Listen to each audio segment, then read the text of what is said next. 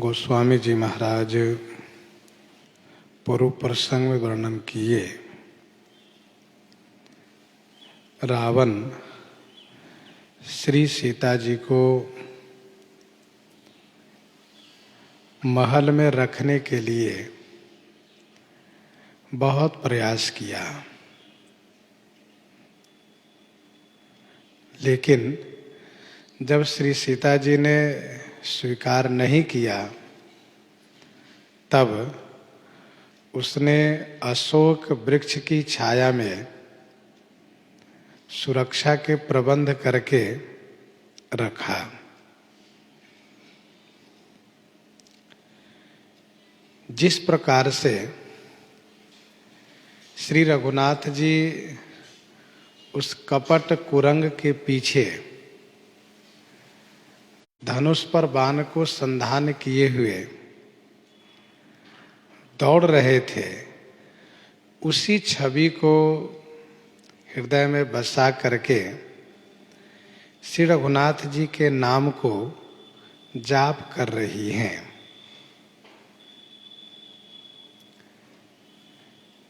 जेहि विधि कपट कुरंग संग, धाई चले श्री राम। सो छवि सीता राखी उर, रटति रहति हरि नाम। श्री राम जी कपट कुरंग के पीछे कैसे दौड़े हैं? तो मानसकार ने लिखा कि प्रभु ही बिलो की चला मृग भाजी, धाये राम सरासन साजी।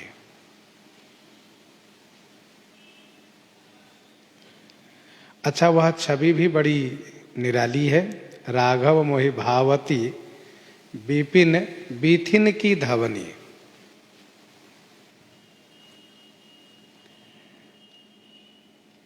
यह विधि है कि हमें जिस रूप में प्रभु प्राप्त हो, हमें जिस रूप में प्रभु प्राप्त हो, उस रूप को ध्यान करते हुए नाम का जाप, मंत्र का जाप करना चाहिए। ये विधि है, इसी को प्रयोग कहते हैं। जैसे मज्जहि सज्जन वृंद बहु, पावन सरजू नीर। जपहि राम धरि ध्यान उर, सुंदर श्याम शरीर। सुंदर श्याम शरीर। शैलराज हिमाचल कहते हैं, प्रिया सोच परिहरहु अब, सुमिरहु श्री भगवान। पार्वती निरमय जेहि, सोई करिहहि कल्याण। शैलराज ने कहा कि श्री सहित भगवान को आप स्मरण कीजिए, देवी मैना, क्योंकि जब श्री समेत भगवान को स्मरण आप करेंगी, तब आपकी पुत्री को श्री से संपन्न पति प्राप्त होंगे।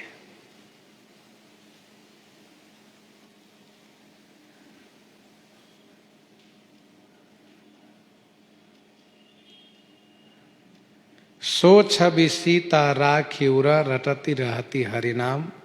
किशोरी जी का भी यही उद्देश्य है कि मेरे स्वामी उसी रूप में लंका में आ जाए। गीतावली अरण्यकांड के 5वां पद है कि रघुवर मोहि भावती, विपिन बीथिन की। के लंका पदार्पण के संदर्भ में जो कुछ संदर्भित चर्चाएं हैं, जो कुछ रहस्यात्मक चर्चाएं हैं, रसिक संत महानुभावों के बीच, भक्त विद्वानों के बीच, उसको हम आप थोड़ा सा कथन श्रवण करते हैं। जिस प्रकार से भगवान श्री सीताराम जी दिव्य हैं, उनका जन्म, उनका कर्म, उनका चरित्र सब दिव्य हैं।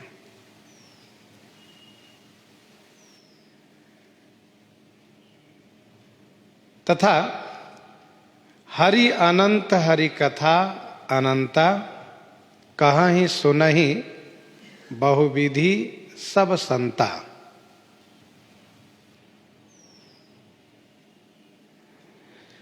भगवान श्री सीताराम जी का जो रहस्यपूर्ण चरित्र होता है,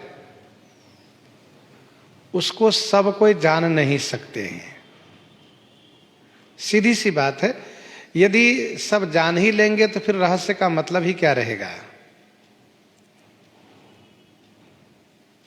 उस चरित्र को वही जान पाता है जिसको श्री सीताराम जी अनुग्रह करके जना देते हैं। सोई जानई जेहि देहु जनाई।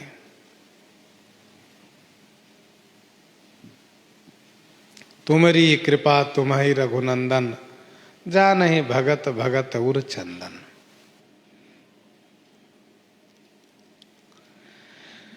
भगवान श्री सीताराम जी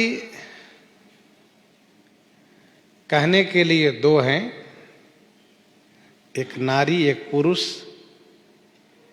एक पत्नी एक पति, एक माता एक पिता, लेकिन हैं एक ही, एक ही है।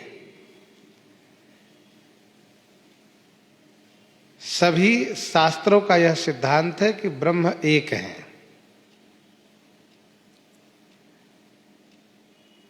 एको हम द्वितीयो नास्ति, एक है।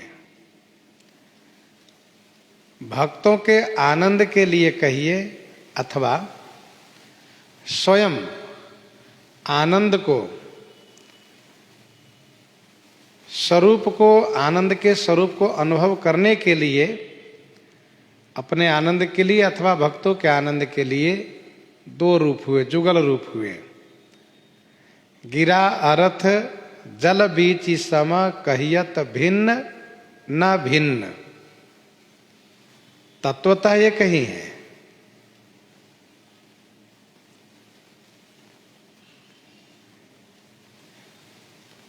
भगवान श्री सीताराम जी में कभी वियोग होता नहीं है,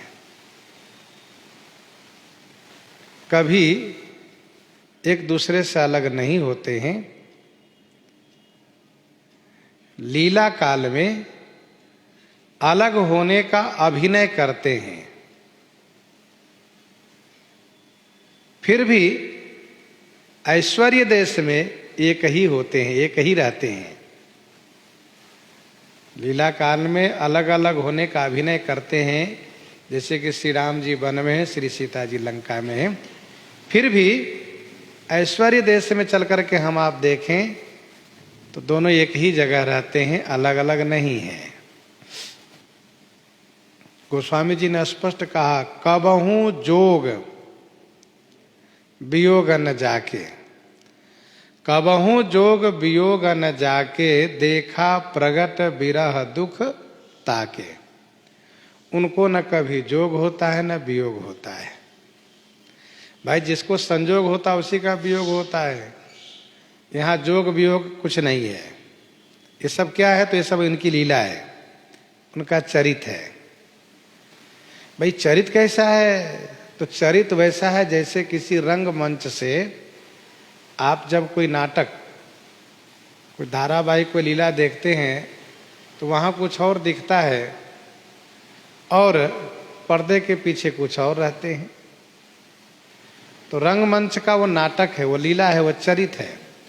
वैसे ही भगवान श्री राम जी का ये चरित्र है। वैसे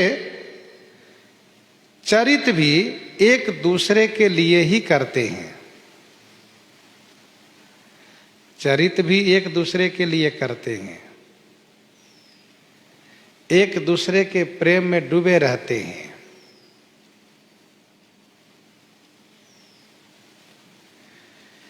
श्री किशोरी जी का वाक्य है, उसको स्मरण हम आप करें। वे कहती हैं, प्रभु करुणामय परम विवेकी, तनता जी रहती छाह की मिछे की। प्रभा जाई कहाँ भानु बिहाई, कहाँ चंद्रिका चंद तजी जाई।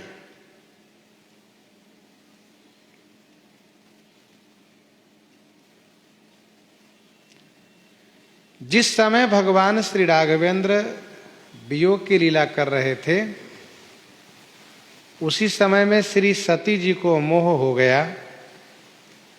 यद्यपि भगवान शिव ने इनको समझा करके मोह से मुक्त करना चाहा, परंतु श्री सती जी का मोह समाप्त नहीं हुआ। और जब भगवान शिव के कहने पर परीक्षा लेने के लिए गई और परीक्षा में विफल हो गई, तो भगवान श्री राघवेंद्र अनुग्रह करके अपना ईश्वरत्व का दर्शन कराए और कहा, सती माता आप देखिए, मेरी श्री सीता जी कभी मुझसे अलग नहीं रहती और न मैं उनसे अलग रहता। भाई जब गिरा अर्थ जल बीच सम, कहियत भिन्न न भिन्न, तो अलग रहेंगे कैसे? सूर्य से प्रभा कभी अलग नहीं हो सकती है, चंद्रिका कभी चंद्रमा से अलग नहीं हो सकती है। सती दीख कौतुक मग जाता, आगे राम सहित श्री भराता। श्री सती जी को आश्चर्य हुआ, ये मैं क्या देख रही हूं। और फिर श्री राम जी एक एक करके ईश्वरत्व वहां प्रकट किए।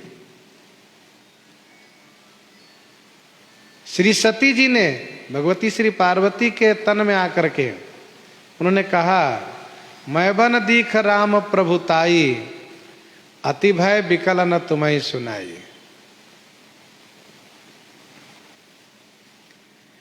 तो ध्यान देने वाली बात यह है कि दोनों एक हैं, एक साथ रहते हैं। इनका चरित्र रहस्य पूर्ण हुआ करता है। मैं कछु कर भी ललित नर लीला, वह ललित नर लीला है। और यदि सर्वसाधारण लोग जान ही जाएंगे तो फिर ललित नर लीला और रहस्य का मतलब ही क्या रहेगा? इसलिए सब कोई नहीं जान पाते। चरित्र करते समय तो ऐसे दिखते हैं जैसे कि बिल्कुल ऐसे ही है, जैसे कि जथा अनेक वेश धरी, नृत्य करई नट कोई, सोई सोई भाव दिखावई, आपुन होई न सोई। परंतु जो भगवान श्री राम के जो अंतरंग भक्त हैं, भीतरिया भक्त जिसको कहते हैं। अब आप कहेंगे भीतरिया बहरिया क्या है? बहरिया मतलब बाहर से जो जाने, और भीतरिया का मतलब पूरे परिवार के अंदर तक की बात सब जाने, वो भीतरिया भगत। तो जो श्री राम जी के ईश्वरत्व को जानते हैं वो अंतरंग भीतर के भगत हैं। जो बाहर बाहर जानते हैं वो बाहर के भगत हैं। इतना अंतर है। तो वस्तुतः ये लीला है, वियोग की लीला। इस बात को गोस्वामी जी ने पहले ही संकेत किया है कि श्री रघुनाथ जी श्री सीता जी से कह करके कि आप अपनी संहार शक्ति प्रकट कीजिए। सो उन्होंने प्रतिबिंब के रूप में रखा है और उसी प्रतिबिंब को रावण हरण किया है। फिर भी अभिनय काल में बिल्कुल जो स्वरूप होना चाहिए वही दिख रहा है।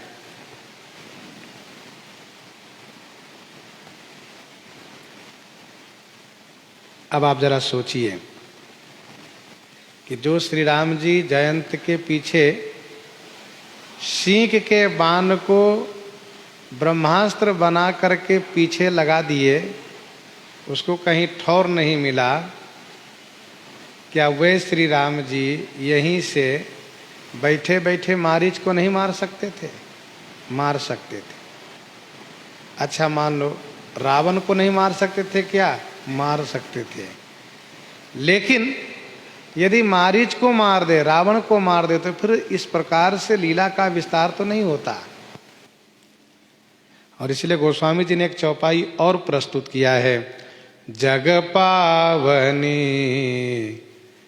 कीरति बिस्तरहि, जग पावनी कीरति बिस्तरहि, गाई गाई भव निधि नर तरहि। सोई जस गाई भगत भव तरहि, कृपा सिंधु जनहित तन धरहि। ये सब प्रभु के लिए।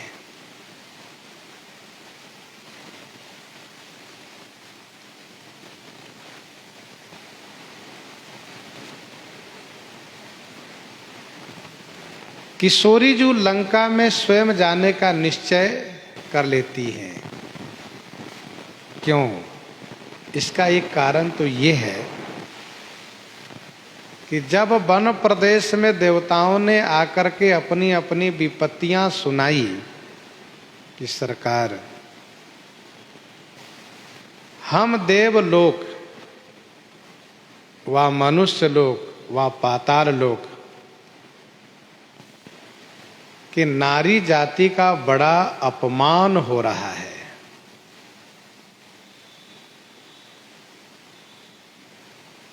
देव जक्ष गंधर्व नर किन्नर नाग कुमारी, वह दुष्ट रावण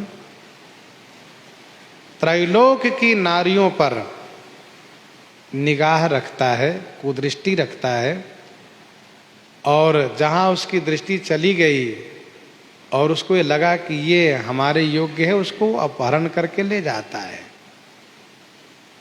ये नारी जाति पर बड़ी विपत्ति है। तो श्री किशोरी जी को यह सुन करके उन नारियों के प्रति बड़ी दया आई। जिस प्रकार से किसी माता पिता के सामने उसका नन्हा सा बालक जो अभी 1-2 साल का ही है कुएं में गिर जाता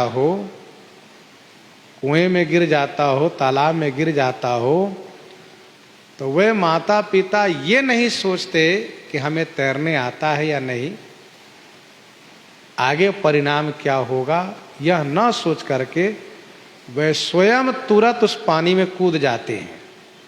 क्यों कूद जाते हैं? तो उसको बचाने के लिए। जरा सोचिए, उस बच्चे के प्रति उनका इतना ममत्व होता है कि वे कुछ न सोच करके, उस समय उनको कुछ समझ में नहीं आता, सीधे कूद जाते हैं वे। वैसे ही श्री जगत जननी श्री किशोरी जी ने अपनी संतति, अपनी संतान, उन सभी देवियों को, उन सभी नारियों को लंका रूपी कूप में गिरी हुई देख करके स्वयं कूद पड़ी, जिससे कि उन सब को सांत्वना मिले, संतोष मिले। माना कि कोई माँ अपने बच्चे के लिए कुएं में कूद जाती है, तमाम लोग बचाने आते, लेकिन उस समय में वह बच्चा जब अपनी माँ को देखता है तो उसको बड़ा संतोष होता है, मेरी माँ यहाँ आ गई।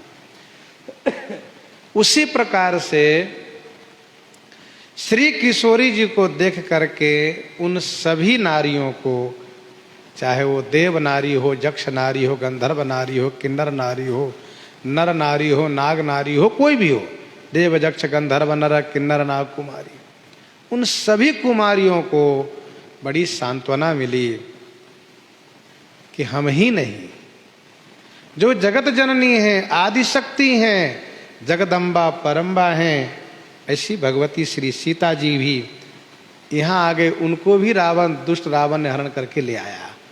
यदि हम अपहरित हुई, देखो, यदि श्री सीता जी वहां अपहरित होकर के नहीं जाती हैं तो उन सबको इस बात को लेकर के बड़ी ग्लानि थी कि बताओ, हम दुष्ट राक्षस के हाथ से अपहरित होकर के यहाँ आकर के हम एक प्रकार से अपने धर्म से नष्ट हो गई, हम बिल्कुल नारी जाति में सम्मान के योग्य नहीं रह गई।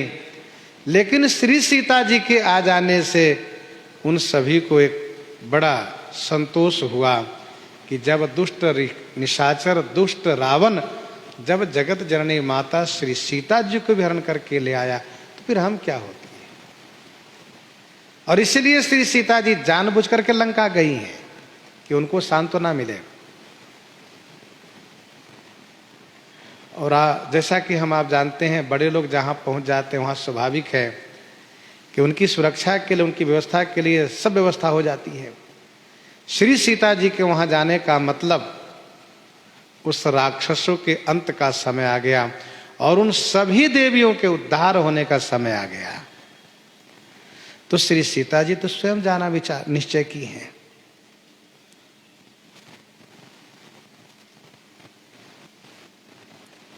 किशोरी जी ने जब रावण से ये कहा कि जेमि हरि बधुई क्षुद्र सस चाह, जरा उस पंक्ति पर विचार कीजिए कि किसी सिंह की पत्नी की ओर, सिंहनी की ओर कोई खरगोश कुदृष्टि डालता हो तो क्या सिंहनी उसको नहीं मार सकती है? सिंह आवेगा तभी मारेगा, ऐसा नहीं है। वह सिंहनी इस प्रकार से सक्षम है कि केवल एक पंजे से उसको दबा करके समाप्त कर सकती है। तो श्री सीता जी रावण को मारने में स्वयं सक्षम है। वाल्मीकि आदि रामायण उन्होंने कहा भी, मैं यही तुम्हें चाहूं तो जला सकती हूं, तो मैं भस्म कर सकती हूं, परंतु ऐसा मैं इसलिए नहीं कर सकती क्योंकि मेरे स्वामी श्री रघुनाथ जी की आज्ञा नहीं है और इस ऐसा करने पर मेरी तपश्चर्या भंग होगी। क्या सुंदर विचार है, ऐसा करने से मेरी तपश्चर्या भंग होगी, मेरा तप भंग होगा। तप में प्रवृत्त व्यक्ति को बहुत सावधानी रखनी पड़ती है, बहुत सावधान होकर के बोलना चलना व्यवहार करना होता है। तो श्री सीता जी लंका में जाना स्वयं निश्चय की है। क्यों? इन देवियों को सांत्वना देने के लिए, उनको एक आशा के किरण जगाने के लिए कि तुम सब यहां से मुक्त हो जाएंगी। दूसरा कारण यह है, श्री सीता जी के लंका में जाने का दूसरा कारण यह है कि भगवान श्री राघवेंद्र राक्षसों के संहार का संकल्प किए।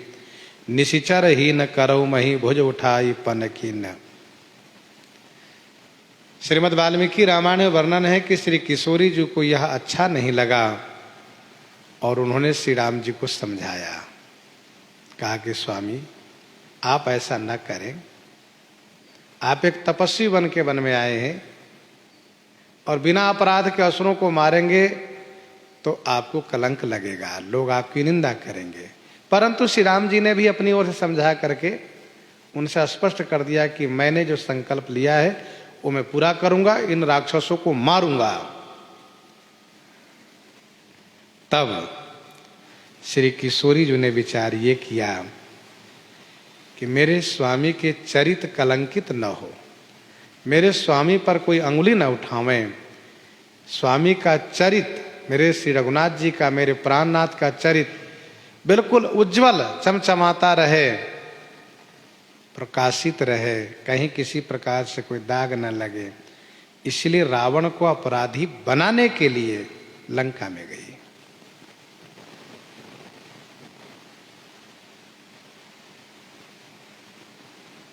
गीतावली उत्तरकांड 25 पद में गोस्वामी जी ने लिखा है, गीतावली उत्तरकांड 25 पद में, राम जोगवत सिय मन प्रिय ही प्राण पियाऊ। भगवान श्री राम श्री सीता जी के मन को देखते हैं तो श्री सीता जी श्री राम जी के मन को देखती हैं। परम पावन प्रेम परमिति, ये परम पावन प्रेम की पराकाष्ठा है। दोनों के जो प्रेम है,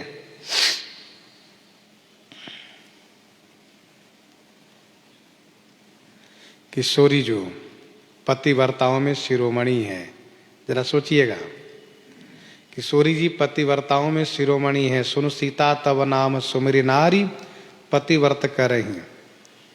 और पतिव्रता का क्या महत्व होता है, क्या उसकी महिमा है, धर्मशास्त्र में वो भी वर्णन है। श्री अनुसुईया जी के सामने त्रिदेव का एक भी नहीं चला, त्रिदेव का नहीं चला, पुत्र बनना पड़ा। शिव्या की कथा है, सूर्य का एक नहीं चला, सूर्य को रुक जाना पड़ा। जब उन्होंने कहा कि मेरे पतिव्रत धर्म यदि सुरक्षित है तो सूर्य कल से उदित नहीं होंगे, तो उदित नहीं हुए, उनको रुक जाना पड़ा। किशोरी जी के सामने इन सब का क्या चलने वाला था, कुछ नहीं।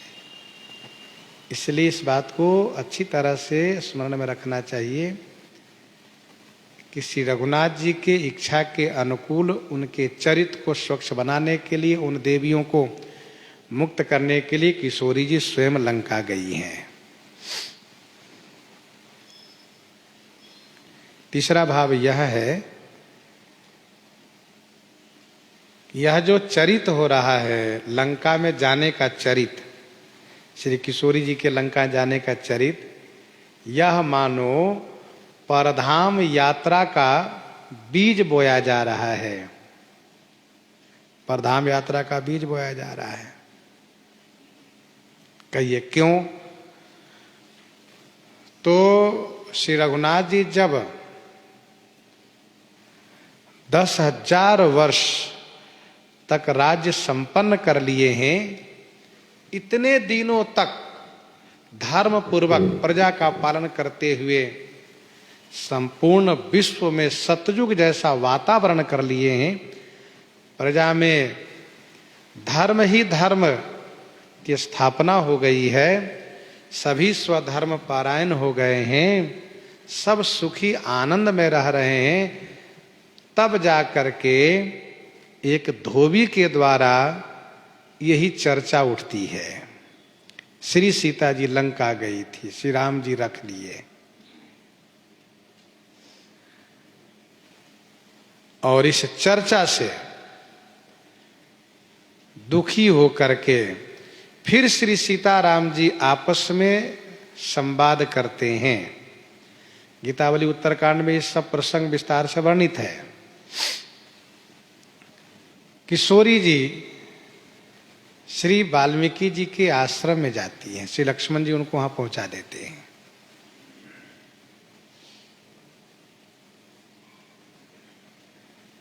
जिस प्रकार से श्री रघुनाथ जी अपने चरित्र से लोगों को शिक्षा देते हैं, वैसे किशोरी जी भी अपने चरित्र से नारी जाति को शिक्षा देती है। कैसी शिक्षा? यही कि मैंने अपने पति को मृग चर्म लाने के लिए हठ किया तो उसका परिणाम मुझे कष्ट भोगना पड़ा।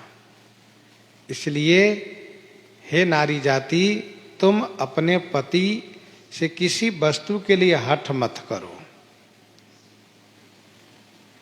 एक सज्जन ने यह कहा कि नारी यदि पति से कुछ कहेंगे ही नहीं तो घर के जो कुछ वस्तुएं हैं वो तो पति देखता नहीं है। जब कुछ नहीं कहेंगे तो बड़ी समस्या रही घर में। तो उसका उत्तर ये दिया है संतों ने कि इसका मतलब ये नहीं कि कुछ कहे ही नहीं है। देखिए, एक होता है अवगत कराना, जना देना कि अमुक वस्तु समाप्त हो गई है, वह अमुक वस्तु समाप्त होने वाली है। और एक ये होता है कि अमुक वस्तु लेते आइएगा, तभी भोजन मिलेगा, ना तो नहीं खाने को मिलेगा। तो ये हो गया आदेश, और ये आदेश दुख का कारण हो जाता है। बात वही है, लेकिन उसी बात को कहने की तरीका अलग अलग होती है।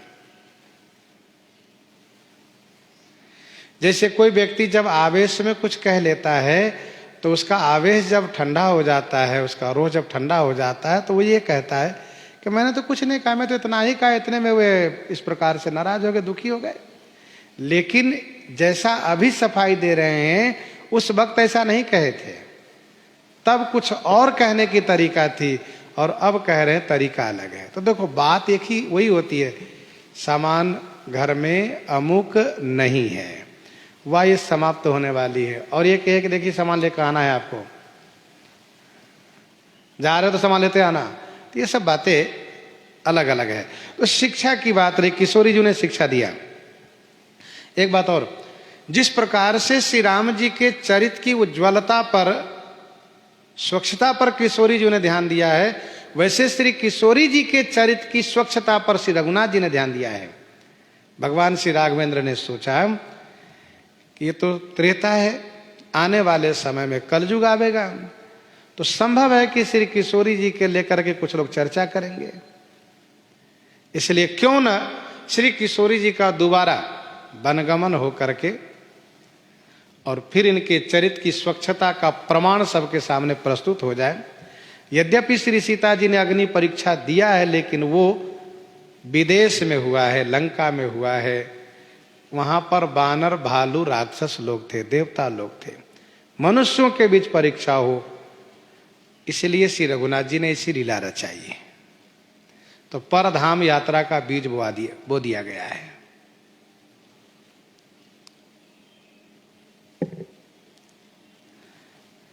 और एक भाव ये भी है, अब इसको चौथा भाव या पांचवा भाव कह लीजिए, एक भाव ये भी है, भगवान श्री राम कहते हैं जो मेरे लिए इतना त्याग करते हैं, जो इतना मेरे प्रति प्रेम करते हैं, उनके लिए मैं भी रुदन करता हूं, मैं भी उनमें उतना ही प्रेम करता हूं और मैं उनके लिए उतना ही त्याग करता हूं। वन यात्रा के समय में श्री किशोरी जी के प्रेम को सभी ने देखा, सभी ने जाना कि श्री किशोरी जी का कितना अधिक प्रेम है श्री रघुनाथ जी में। देखो, जो फूल से भी अधिक कोमलांगी सुकुमारी श्री सीता जी, श्री मिथिलेश नंदिनी जी, जो कभी पलंग, गोद और पालने की सिवा भूमि पर पांव नहीं रखी, इसके बाद भी पति प्रेम के कारण यूं ही नंगी पांव से, मतलब ऐसा नहीं कि उसमें पन्ही, जूती, चप्पल कुछ पहने, कुछ नहीं, खाली पांव से वन में प्रस्थान किया श्री किशोरी जी ने। और कभी भी अपने स्वामी से यह नहीं कहा कि मुझे किसी प्रकार से कोई परेशानी है। तो इस प्रकार से उनका प्रेम तो सभी ने जाना। अब श्री राम जी का श्री सीता जी में कितना प्रेम है ये भी तो लोग जाने। श्री सीता जी का श्री राम जी में इतना प्रेम है सबने देखा, श्री लक्ष्मण जी का इतना प्रेम है सबने देखा, लेकिन श्री राम जी श्री सीता जी के प्रति कितना प्रेम करते हैं, श्री लक्ष्मण जी के प्रति कितना प्रेम करते हैं, वो भी तो लोगों को जानना चाहिए। तो श्री लक्ष्मण जी को शक्ति लगती है तो वह प्रेम श्री राम जी जागृत करते हैं, दिखाते हैं कि देखो लक्ष्मण जी मेरे भैया यदि जीवित नहीं हुए तो यही मैं सारा कार्य स्थगित कर दूंगा, मैं लक्ष्मण जी के साथ मृत्यु को वर्ण करूंगा, स्पष्ट प्रभु ने कहा। और श्री किशोरी जी में इतना अधिक प्रेम, सरकार ने उनके लिए जो विह्वलता, जो व्याकुलता, जो प्रेम प्रकट किया है, उसको श्री हनुमान जी महाराज ने श्री किशोरी जी से अशोक वाटिका में निवेदित किया है, सुनाया है। और फिर श्री सीता जी को प्राप्त करने के लिए लंका तक वानरी सेना को एकत्र करके हमला करके वहां पहुंच करके और उन संपूर्ण असुर जाति को संहार किया है। तो कहने का भाव यह है कि प्रेम, सरकार ने ये शिक्षा दी है, रघुनाथ जी ये शिक्षा दी है कि जो मेरे लिए इतना त्याग करते हैं, मुझके मेरे प्रति जो इतना प्रेम करते हैं, मैं उनके लिए भी सब कुछ करता हूं। तो भगवान श्री सीताराम जी का चरित्र सभी शिक्षात्मक है, रहस्यात्मक है और समझने वाले को अपनी अपनी नजरिया है, अपनी अपनी दृष्टि है। अब जिसको जिस भाव से समझे, लेकिन भक्त इस भाव से समझते हैं कि भगवान तो भक्तों को कल्याण करने के लिए चरित्र का निर्माण किए हैं। मारीच को श्री लक्ष्मण जी ने, श्री राम जी ने पहचान लिया है, तब रघुपति जानत सब कारण, सब जान गए। आगे हम लोग प्रसंग का श्रवण करते हैं। यद्यपि ये सभी बातें कल ही कहनी थी, लेकिन कल का समय बहुत कम था, इसलिए आज इन बातों को प्रस्तुत किया। और अब आगे प्रसंग को बढ़ा कर चलते हैं हम लोग। भगवान श्री राम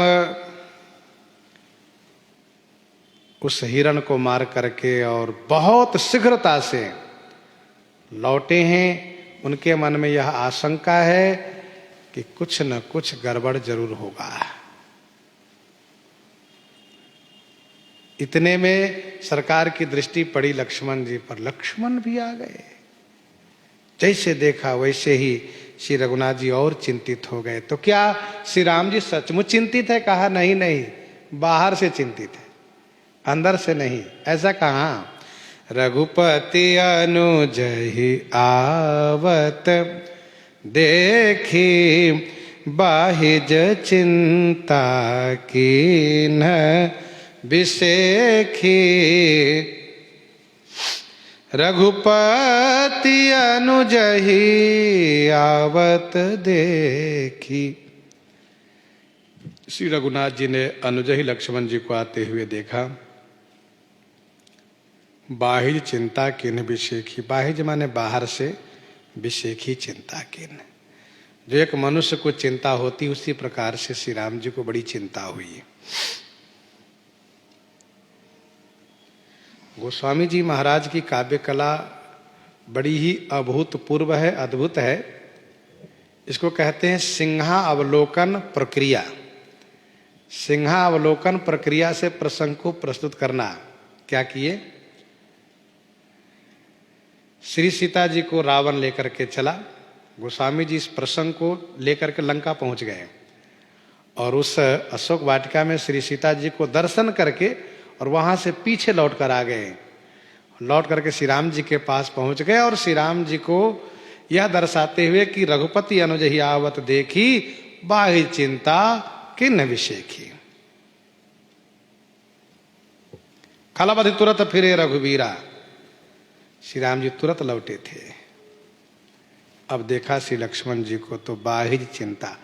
बाहिज माने बाहर से।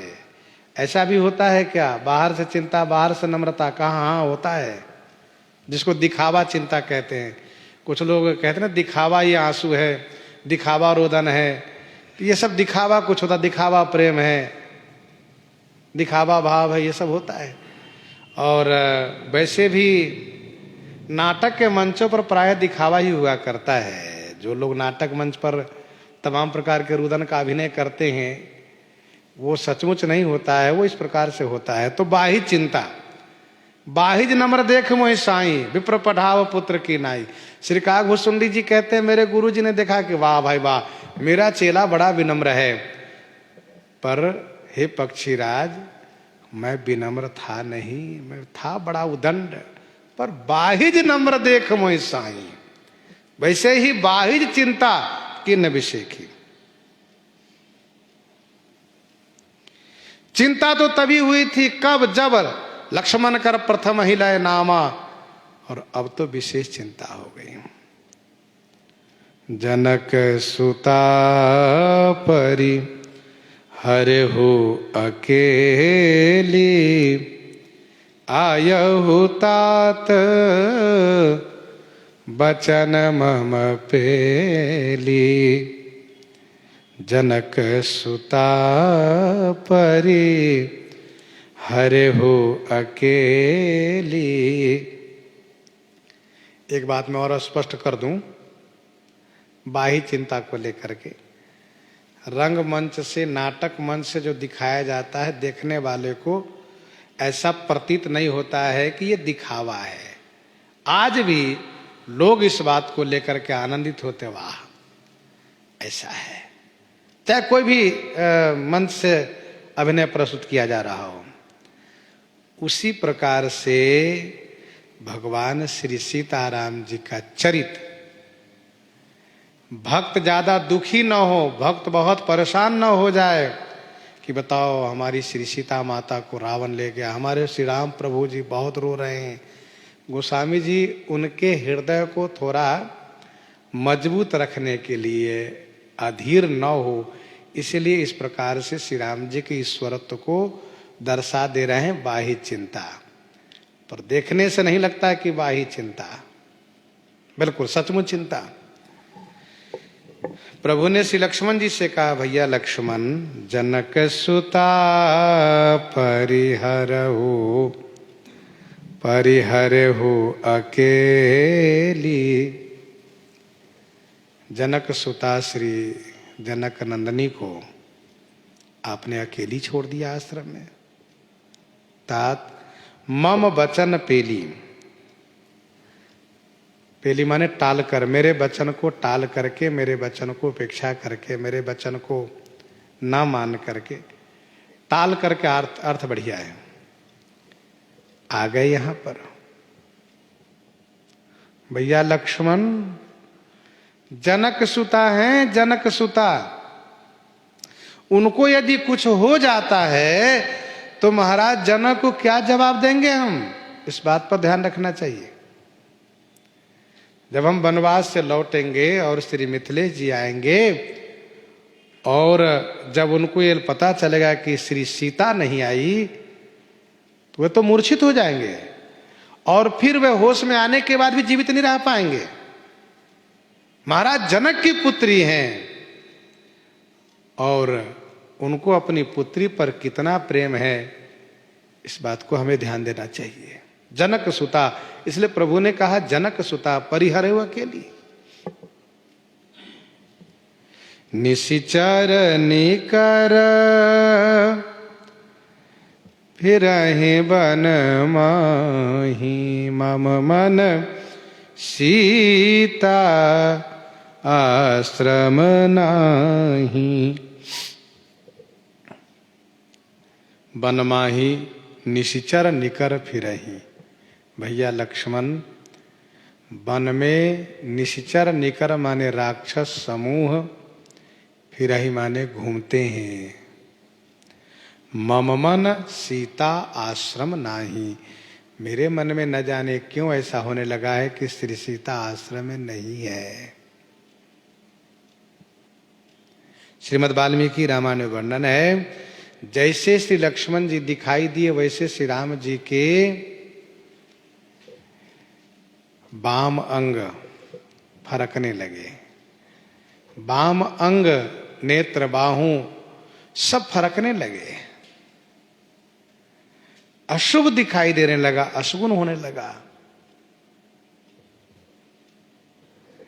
पुरुष का वाम अंग फरकना अशुभ संकेत करता है।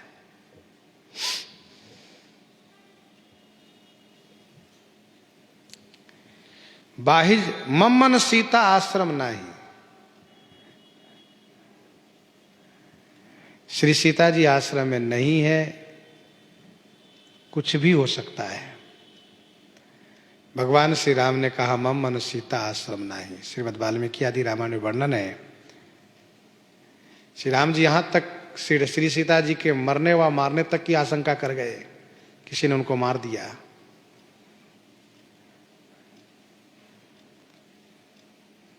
गहि पद कमल अनुज कर जोरी, कहे ओ नाथ कछु मोहि न खोरी।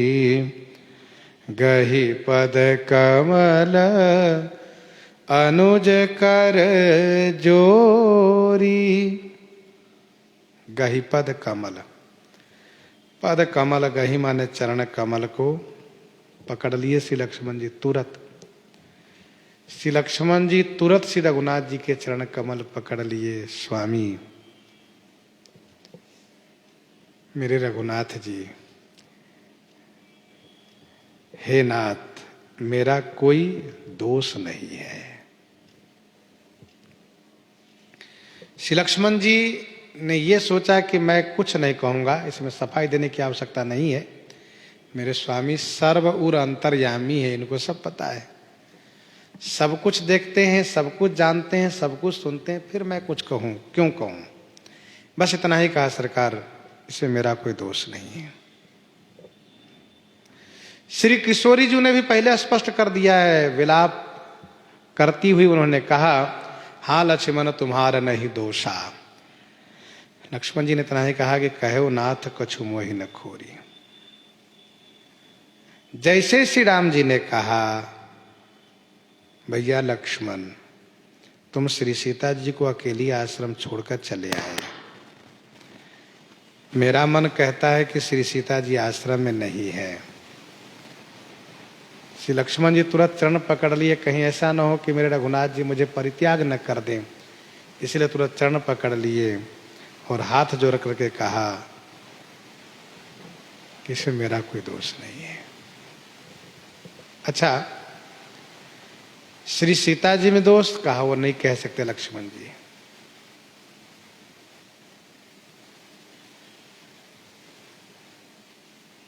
दोहावली 281 में गोस्वामी जी ने लिखा, दोहावली 281 में गोस्वामी जी ने लिखा कि चढ़त न चातक चित कबहूं प्रिय पयोद की दोष। कभी भी चातक के चित्त में मेघ का दोष नहीं दिखाई देता है। चढ़त न चातक चित कबहूं प्रिय पयोद की दोष। चाहे मेघ कैसा ही बर्ताव करें, कैसा ही व्यवहार करे उसके साथ, पर कभी उसमें दोष नहीं देखता, बल्कि ये कहता वो तो मेरे स्वामी हैं, वे तो मेरी परीक्षा ले रहे हैं, मेरे स्वामी अच्छे हैं, सबसे अच्छे हैं, सबसे सुंदर है, हमेशा गुण ही देखता है। तो गोस्वामी जी ने आगे की पंक्ति में कहा, तुलसी प्रेम पयोधि की ताते नापन जोख। तुलसी प्रेम पयोधि की ताते नापन जोख। प्रेम सागर का कोई नाप तौल नहीं है। श्री लक्ष्मण जी न तो माता श्री सीता में दोष देख रहे हैं, न रघुनाथ जी में, बस इतना ही कहा सरकार मेरा इसमें कोई दोष नहीं है।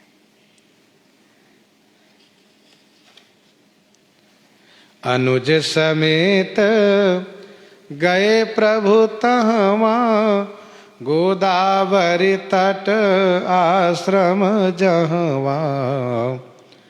अनुज समेत गए प्रभु तहवा। प्रभु अनुज समेत तहवा गए। प्रभु श्री रघुनाथ जी अनुज समेत भैया लक्ष्मण जी के सहित तहवा गए। कहवा? गोदावरी नदी के तट पर जहवा आश्रम है, जहां श्री रघुनाथ जी का आश्रम है, वहां गए।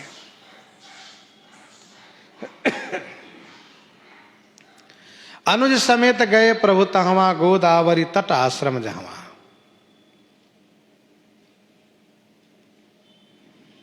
प्रभु ने कहा भैया लक्ष्मण तुरंत चलो। बहुत तेजी से चल करके दोनों भाई वहां आए। गोदावरी नदी के तट पर आश्रम है। गोदावरी निकट प्रभु रहे परन गृह छाई। दोनों भाई वहां आ गए और जो श्री राम जी के मन में आशंका थी वही हुआ। आश्रम देखी जानकी ही ना, भय विकल जस प्राकृत दीना। आश्रम देखी जानकी ही ना। आश्रम को श्री जानकी जी से रहित देखा। आश्रम देखी जानकी ही ना। श्री राम जी ऐसे व्याकुल हो गए जैसे प्राकृत दीना, जैसे प्राकृत माने सांसारिक साधारण मनुष्य दीनहीन हो जाते हो, वैसे श्री राम जी बिलखने लगे, रोने लग गए।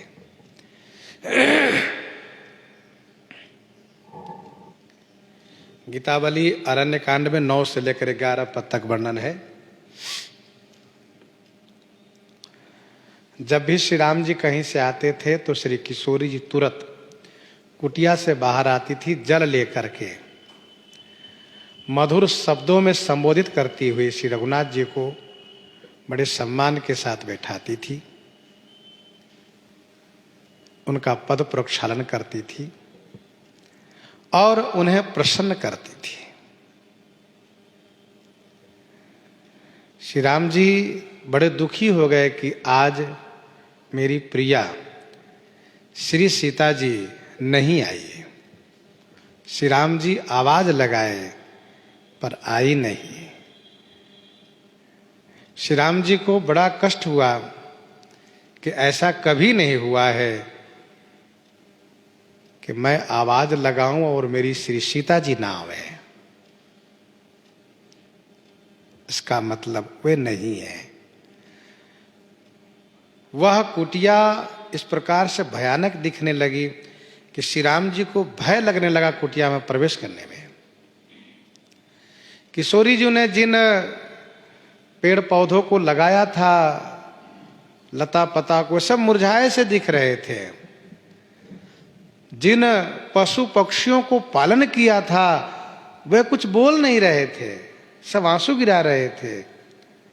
श्री राम जी एकदम से सशंकित हो गए और जब श्री रघुनाथ जी बिल्कुल विवल होकर के गिरने लगे तो श्री लक्ष्मण जी ने हाथ पकड़ लिया। स्वामी धीरज रखिए, धीरज, धैर्य रखिए प्रभु। बहुत व्याकुल हुए हैं। तो गीतावली में यह वर्णन है कि देवताओं ने यह सूचना दी है कि प्रभु रावण श्री सीता जी को हरण करके ले गया है। क्योंकि श्री राम जी ने सबसे पूछा है वहां पर, तो देवताओं ने आकाशवाणी की है, ऐसा गीतावली में वर्णन है। श्री राम जी बड़े व्याकुल हो गए श्री सीता जी के लिए, जिनसे मैं हमेशा शीतलता को प्राप्त करता था, वह मेरी श्री सीता कहां चली गई।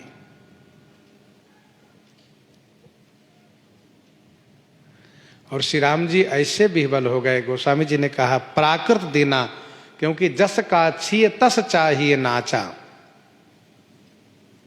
हा गुण खानी जानकी सीता,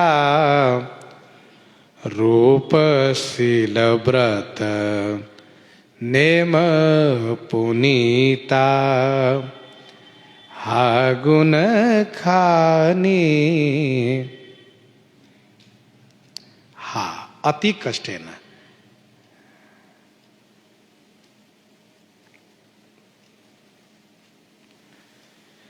श्री रघुनाथ जी ने कहा हा गुण खानी जानकी सीता।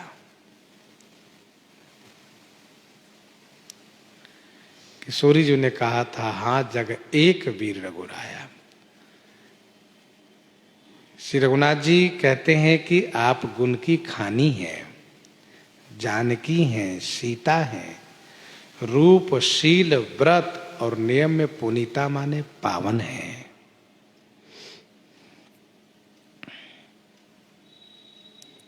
गुण खानी प्रभु जब जात जानकी जानी, सुख स्नेह शोभा गुण खानी।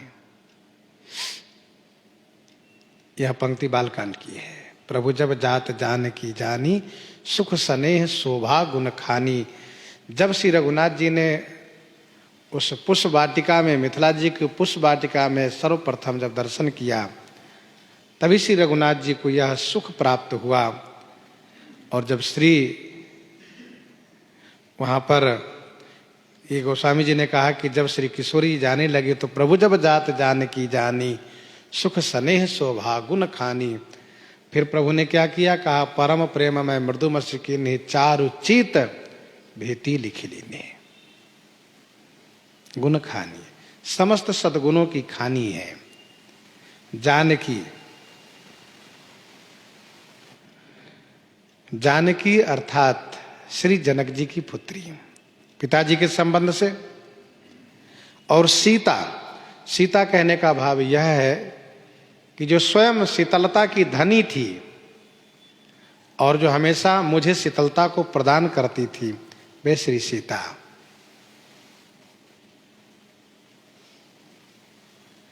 अर्थात कहीं से भी श्री रघुनाथ जी आवे और श्री किशोरी जी के सानिध्य पा करके और उनके पास आकर के तुरंत, चाहे कहीं भी कैसा भी रोष आवेश आया हो, सब बिल्कुल शीतल हो जाना है। तो नाम ही श्री सीता, जिनमें शीतलता हो। कुछ लोगों ने कहा पुनरुक्ति का प्रयोग है, जानकी सीता। जब जानकी कहा तो फिर श्री सीता कहने की क्या आवश्यकता थी? या तो सीता कहते या तो जानकी। पुनरुक्ति है तो ध्यान दीजिएगा, यदि पुनरुक्ति है भी तो इसमें कोई दोष नहीं है। क्यों? क्योंकि धर्मशास्त्र में लिखा है विषादे विस्मय कोपे हर्षे दैन्य वधारणे। विषादे विस्मय कोपे हर्षे दैन्य वधारणे प्रसादे चानुकंपायाम पुनरुक्तिर न दुष्यते। इन जगहों पर पुनरुक्ति नहीं मानी जाती है। कहाँ कहाँ? जैसे कि विषाद हो, बहुत दुखी व्यक्ति एक ही बात को बार बार बोलता है, विषाद में। विस्मय जो विस्मित हो, कोपे जो गुस्से में हो, हर्ष से जो खुश हो, बहुत प्रसन्न हो, और जो बहुत दीनहीन हो, और प्रसादे चानुकंपायाम जिसमें प्रसन्नता हो, कृपा कर रहे हो, आशीर्वाद दे रहे हो, इसमें पुनरुक्ति दूषित नहीं होती है।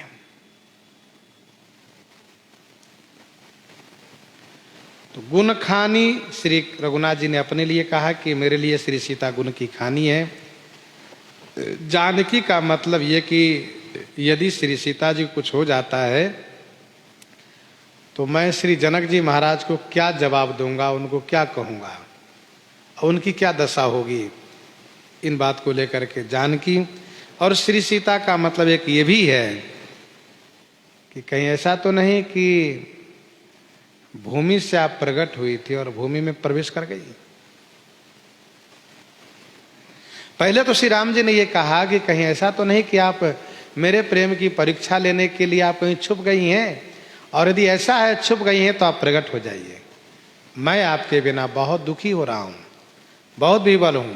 फिर कहा कहीं ऐसा तो नहीं कि आप किसी कारण से, किसी बात से रुष्ट होकर के आप जहां से प्रकट हुई थी भूमि से, उसी भूमि में पुनः समाहित हो गई आप। रूप शील व्रत नियम पुनीता।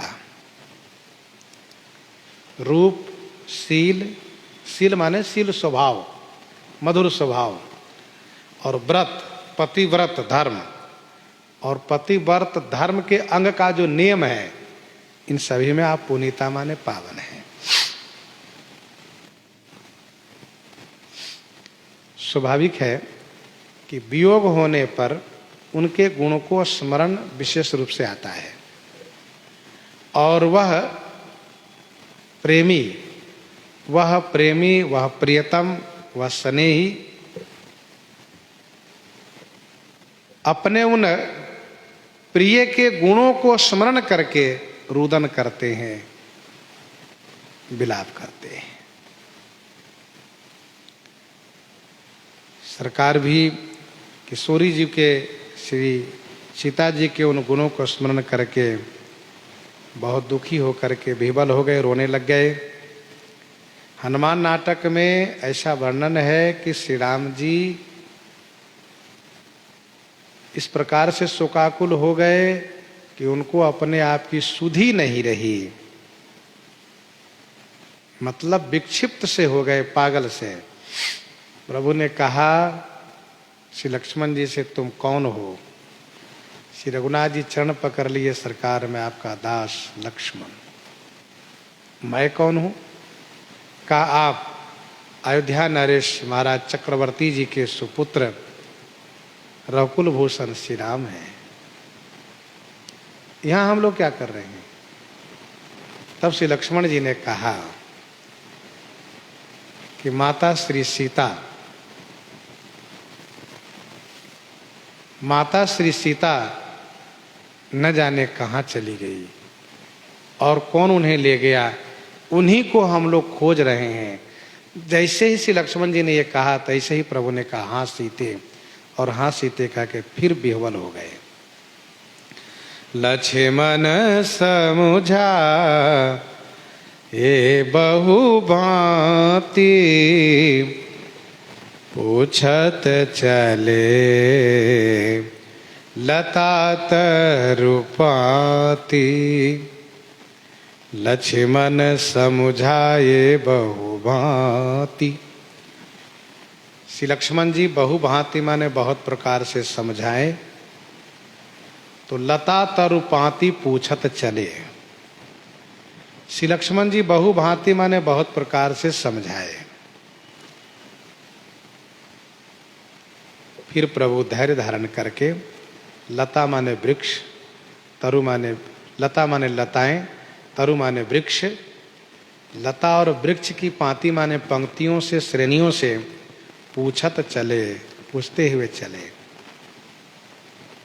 जिस वृक्ष की छाया में किशोरी जो बैठती थी, जिस लता के पुष्प को उतारती थी, उनसे श्री राम जी पूछते हैं कि आपने श्री सीता को देखा है?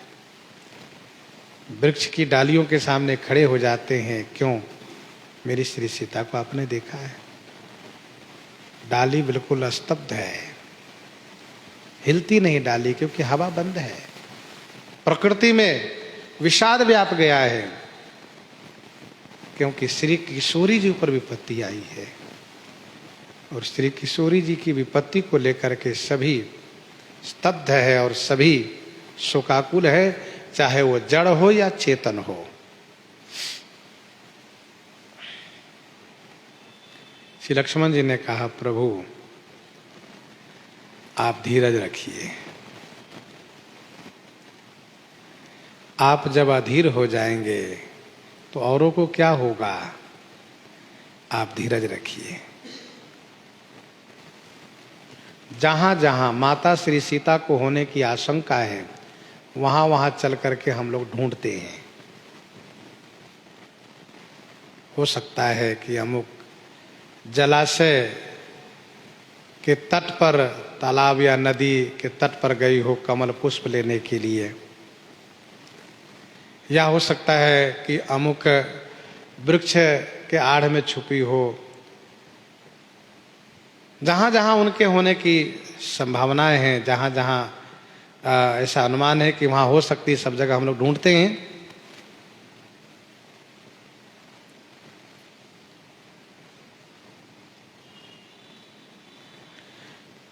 जब देवताओं ने सुना दिया कि रावण ने हरण किया है, तब श्री लक्ष्मण जी ने कहा, प्रभु चलते हैं, हम लोग ढूंढते हैं कहाँ रखा है रावण श्री सीता माता को। रावण यदि अपनी मां के गर्भ में जाकर के छुप करके बचना चाहेगा, तब भी नहीं बच सकता, उसको सर्वनाश कर दिया जाएगा, उसको बचने नहीं देंगे, मार डालेंगे हम।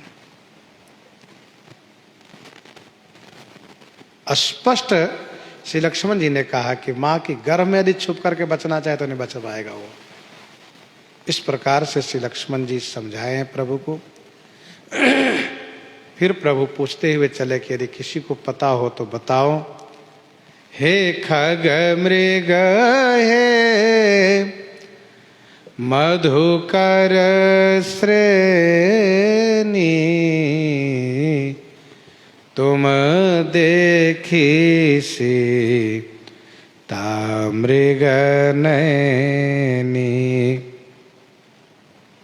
हे खग, हे मृग, हे मधुकर श्रेणी, हे पक्षियों, हे पशुओं, हे भंवरों के समूह,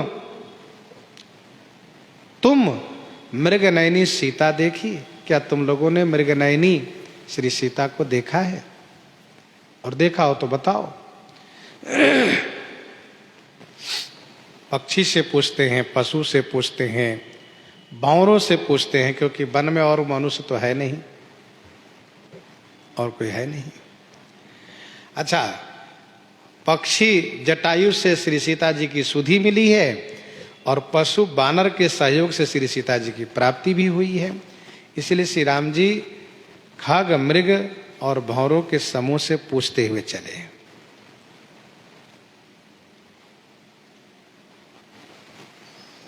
तुम देखी सीता मृग नयनी। एक बात और ध्यान दीजिएगा, ग्रंथ के निर्माण करने में ग्रंथ के जो नायक और नायिका होते हैं, उनकी छवि को कहीं न कहीं दर्शाया जाता है विस्तार से। तो श्री गोस्वामी तुलसीदास जी दास भाव के भक्त हैं, उपासक हैं। तो श्रीमद् रामचरितमानस जी के नायक जो श्री रघुनाथ जी हैं, उनकी छवि को तो भरपूर वर्णन किया, यत्र तत्र जहां भी मौका मिला खूब वर्णन किया, लेकिन श्री किशोरी जी की छवि को वर्णन करने में अपने आप को उचित नहीं माना, योग्य नहीं समझा और स्पष्ट कह दिया कि श्री सीता जी की छवि हम वर्णन नहीं कर सकते। से शोभा नहीं जाई बखानी, जगदम्बिका रूप गुण खानी, उपमा सकल मोहि लघु लागी, प्राकृत नारी अंग अनुरागी, और सिय वर्णीय तय उपमा देई, को कभी कहाई अजस को लेई।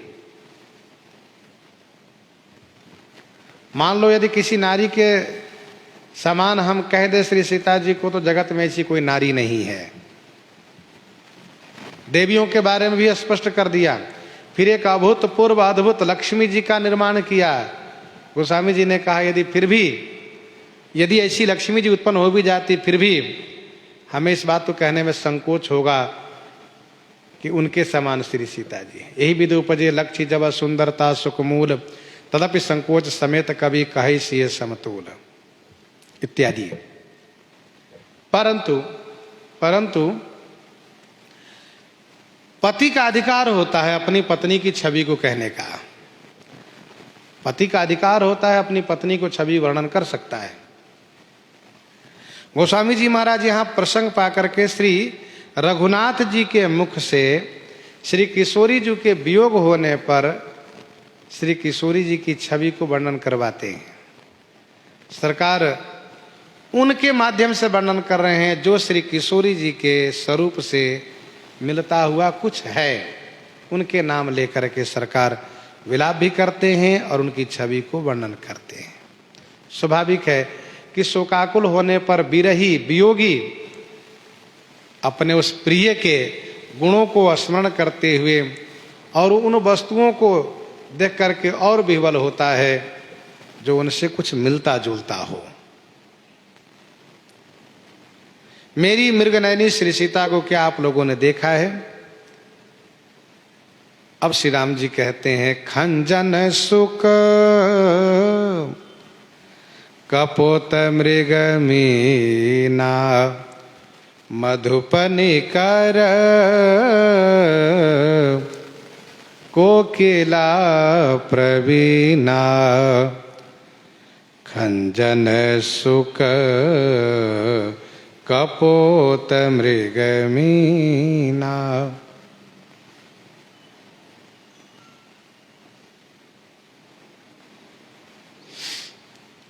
खंजन सुख कपोत मृग मीना।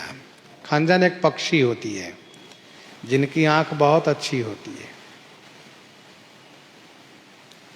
सुख तोता, कपोत कबूतर, मृग हिरन, मीना मछली, मधुप निकर माने भंवरे समूह, प्रवीणा कोकिल, प्रवीणा माने चतुर होशियार कोयल।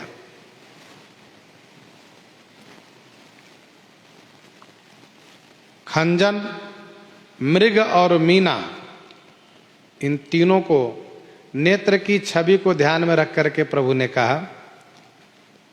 नासिका को लेकर के तोता का नाम लिया सुख, गला को लेकर के कपोत कबूतर का नाम लिया, और अलकावली बाल केश को लेकर के मधुप निकर का नाम लिया, और स्वर को लेकर के कोयल का नाम लिया। कुंदकली दारिम दामिनी, कुंदकली दारिम दामिनी, कमल सरद शशि अहि भामिनी।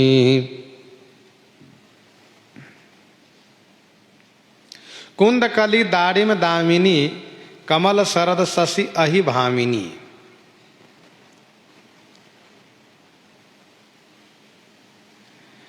अब थोड़ा और स्पष्ट रूप से समझते चलिए। चंचलता और सफेदी को ध्यान में रखते हुए, चंचलता, नेत्र की चंचलता, सफेदी और स्याही की रेखा को ध्यान में रख करके खंजन का नाम लिया, और जल भरी और बड़ाई को लेकर के मृग का नाम लिया।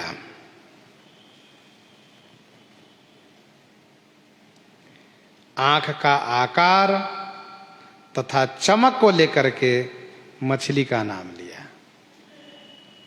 ध्यान दीजिएगा, चंचलता, सफेदी और स्याही की रेखा कैसी है? तो खंजन के नेत्र के जैसी है, खंजन के आंख जैसी। जल भरी, नेत्रों में जल हुआ करता है, जल। और बड़ाई, नेत्र बड़ा है। इन बातों को लेकर के हिरण का नाम लिया जाता है, हिरण का नाम लिया। और आंख की आकार बहुत अच्छी है, आंख अपनी आकृति में बहुत अच्छी है तथा चमक है। इन बातों को लेकर के मछली का नाम लिया।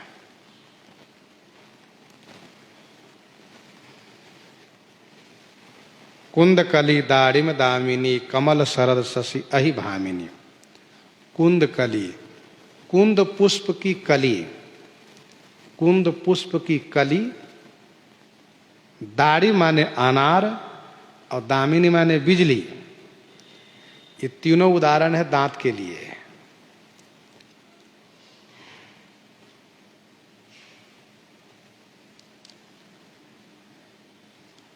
तथा कमल शरद शशि अहि भामिनी, शरद ऋतु के कमल फूल के समान, शरद ऋतु के कमल पुष्प के समान करतल और पदतल है, करतल और पदतल है।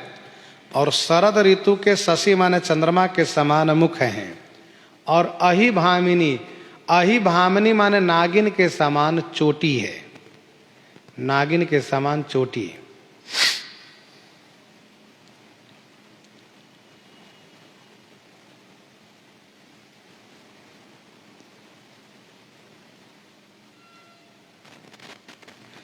कुंद कली, कुंद पुष्प की कली आपने देखा है, बिल्कुल सफेद, बहुत सुंदर। और जैसे अनार का दाना कसा हुआ होता है, लालिमा युक्त होता है, वैसे अनार के दाने जैसे कसा हुआ दांत। और दामिनी माने बिजली के समान चमक दांत है।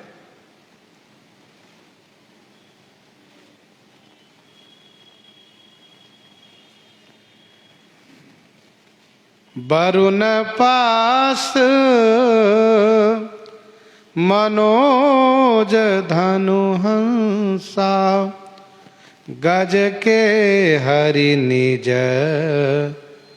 सुनत प्रशंसा। वरुण पास, वरुण पास, वरुण का पास। वरुण जल के अधिष्ठात्री देवता हैं, तो वरुण का पास, पास माने फंदा, फांस।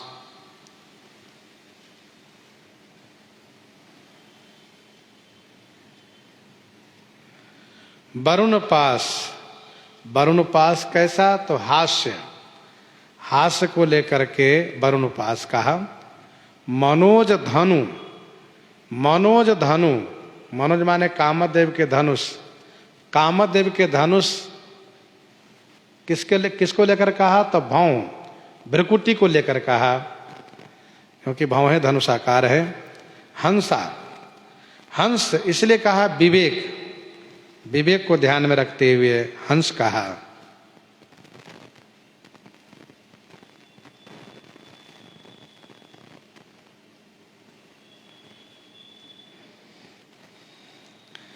अथवा हंस को लेकर के गति भी कहा जाता है। चलिए जनुराज मराल, विवेक व चाल दोनों से ले सकते हैं अर्थ में। गज के हरि निज सुनत प्रशंसा, लेकिन ध्यान दीजिएगा गज नाम लिया जा रहा है, इसलिए हंसा माने विवेक से, हंस को विवेक की दृष्टि से कहा। क्षीर नीर विवरण गति हंसी।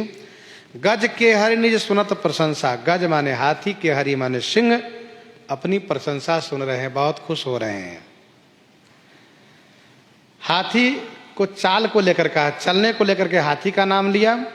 और केहरी माने सिंह, कटी प्रदेश को लेकर के, कमर भाग को लेकर के सिंह का नाम लिया। सिंह का कमर पतला हुआ करता है। भगवान श्री राम कहते सब अपनी प्रशंसा सुन रहे हैं। मतलब श्री सीता जी के सामने ये खंजन, ये तोता, ये कपोत कबूतर, ये हिरन, ये मछली, ये भौरे, ये कोयल, ये कुंदकली, ये दाड़िम, ये दामिनी, ये कमल, ये चंद्रमा, ये नागिन, ये वरुणपास, ये मनोज धनु, ये हंस, ये हाथी, ये सिंह, सब शर्मा जाया करते थे। क्यों? किशोरी जी के सामने ये ठहर नहीं पाते थे। सोचते थे और नारियों के लिए हमारा नाम लिया जाता है, अमुक नारी कैसी चलती है, का हाथी के समान। तो हाथी बहुत खुश होता था, अरे वाह मेरा नाम लिया जा रहा है। जैसे भंवरे समूह बहुत खुश हो जाते थे कब जब नाम लिया जाता था उनकी जो अलकावली है न बाल, अरे वाह भाई भंवरे के समान, भंवरा खुश हो जाए, वाह। लेकिन श्री सीता जी के सामने सब लज्जित हो जाया करते थे, क्योंकि प्राकृत नारी की उपमा में ये सब है। किशोरी जी के सामने ये सब ठहरने की हिम्मत नहीं करते थे। लेकिन आज श्री किशोरी जी का हरण हो जाने से श्री राम जी कहते हैं, हे प्रिय, ये सब तो बहुत प्रसन्न हो गए हैं। अच्छा हुआ श्री सीता जी नहीं है, चली गई हैं। मुझे सुना तो प्रशंसा। श्री फल कनक कदली हर साही, नेकुन संक सकुच मन माही। श्रीफल कनक कदली हर साही। श्रीफल, श्रीफल बेल फल को कहा जाता है। बेल का जो फल होता है उसको श्रीफल कहते हैं। श्रीफल और कनक कदली, कनक माने सोने का केला, हरसाही माने खुश हो रहे हैं। ध्यान दीजिएगा, पयोधर को ध्यान में रखते हुए श्रीफल का नाम है, और जंघे को ध्यान में रखते हुए कनक कदली का नाम है। श्री रघुनाथ जी कहते हैं ये सब बड़े प्रसन्न हो रहे हैं। नेकुन संक सकुच मन माही। मन माही नेकु संकोच न, मन माही नेकु संक सकुच न। इन सभी के मन में नेक माने जरा भी न शंका है न संकोच है। अरे शर्म करो, किशोरी जी अभी आ जाएंगे, फिर तुम सबके वही दशा हो जाएगी। सब अपने मुंह लटका लोगे, उदास हो जाओगे, श्रीहीन हो जाओगे। किशोरी जी नहीं, इसलिए तुम सब बड़े खुश हो रहे हो। श्री रघुनाथ जी ने इस प्रकार से कहा। फिर प्रभु ने कहा, सुनु जानकी तो ही बिनु आजो, हर से सकल पाए जनु राजो। सुनो जानकी, हे जानकी सुनिए, आज तो ही बिनु, आज आपके बिना सकल हर से माने सब प्रसन्न हो रहे हैं। कैसे? जनो मानो सबको राज मिल गया हो, सब बड़े खुश हो रहे हैं। मानो सरकार कह रहे हैं, हे जानकी, हे सीता, आप जहां भी हो मेरी बात सुनो, आप आ जाइए, देखिए ने सब खुशी मना रहे हैं आपके बिना। सुनो जानकी तो ही बिनु आजो। श्री राम जी तो ऐसे बोल रहे हैं जैसे लग रहा हो कि बिल्कुल पास में कहीं सुन रही हैं। अच्छा, बहुत शोकाकुल व्यक्ति जिनके लिए शोक करता है, जिस प्रिय के लिए, जिन प्रिय के लिए, उनको लगता है कि यही सुन रहे हैं वे, इसलिए उनका संबोधन भी ऐसा ही होता है। श्री रघुनाथ जी ने कहा, सुनो जानकी, हे जानकी जी सुनिए, आज आपके बिना सब प्रसन्न हो गए, मानो राज मिल गया है। क्या सचमुच सब खुश है? नहीं, खुश कोई नहीं है। श्री राम जी इतने विह्वल हो गए हैं कि श्री राम जी को लगता है कि सब खुश है, पर ऐसा है नहीं। सब उदास हैं, सब दुखी हैं। श्रीमद् वाल्मीकि रामायण में स्पष्ट वर्णन है। परंतु प्रभु कहते हैं क्योंकि विरही को, वियोगी को उल्टा ही दिखता है, उल्टा दिखता है। सरकार कहते हैं कि ये सब तो बिल्कुल खुश हो गए हैं, प्रभुता पाई काहि मद नाही, राजा बन गए हैं। कब तक? जब तक मेरी श्री सीता नहीं आ जाती, फिर सबका राज खत्म हो जाएगा। और फिर प्रभु कहते हैं कि मी सही जात अनख तो ही पाही, प्रिया बेगी प्रगट सिकस नाही। कि मी सही जात अनख तो ही पाही, तो ही पाही माने तुमसे, अनख किमी सही जात। अनख, अनख माने ईर्ष्या, ईर्ष्या पूर्वक रोष कैसे सहा जा रहा है। हे प्रिया बेगी प्रगटसी कस नाही, बेगी माने शीघ्र क्यों नहीं प्रकट हो जाती हैं आप। श्री रघुनाथ जी कहते हैं, हे प्रिया, हे सीते, आपको इन सब का अनख कैसे सहा जा रहा है। ये सब आपको चिढ़ाने में लगे हैं और आप छुपी हुई हैं, आप प्रकट हो जाइए। देखिए आप सह ले सकती हैं, आप सह लेती हैं क्योंकि आप सर्वसहा पृथ्वी की बेटी हैं, पर मैं नहीं सह सकता। यदि मुझे कोई चिढ़ावे तो मैं तो नहीं सह पाऊंगा, मैं तो तुरंत प्रकट हो जाऊंगा।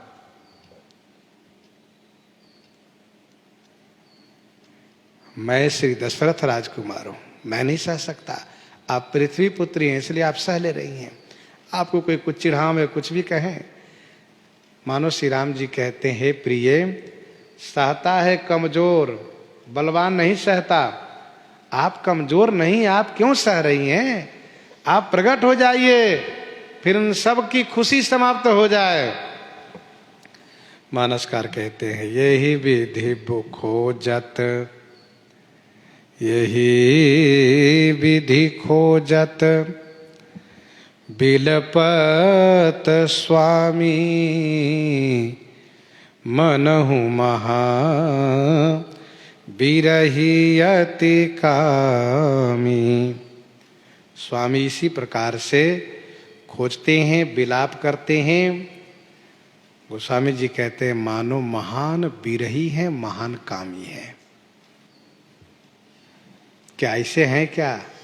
महान बिरही महान विषयी हैं? कहा नहीं। तो पूरन काम राम सुख राशि, मनुज चरित कर अज अविनाशी। जो अज हैं, अविनाशी हैं, जो राम पूरन काम है, सुख राशि हैं, वह मनुज चरित कर, मनुष्य के जैसा चरित कर रहे हैं। श्री राम जी मनुष्य के जैसा अभिनय कर रहे हैं। जथा अनेक वेश धरी नृत्य करे नट कोई। गोस्वामी जी प्रेमी भक्त हैं, अपने प्रेमी जनों को सावधान करते हुए इस प्रकार से बीच बीच में कुछ ऐसी पंक्ति रख देते हैं जिससे कि भक्त लोग ज़्यादा विह्वल न हो सके। तो प्रसंग को हम आप यहीं पर हृदयांगम करते हुए एक छोटा सा पद है, विनय पत्रिका से श्रवण कर लेते हैं, क्योंकि कुछ लोग अब विनय पत्रिका के लिए भी प्रतीक्षारत रहते हैं कि अब विनय पत्रिका नहीं सुनाए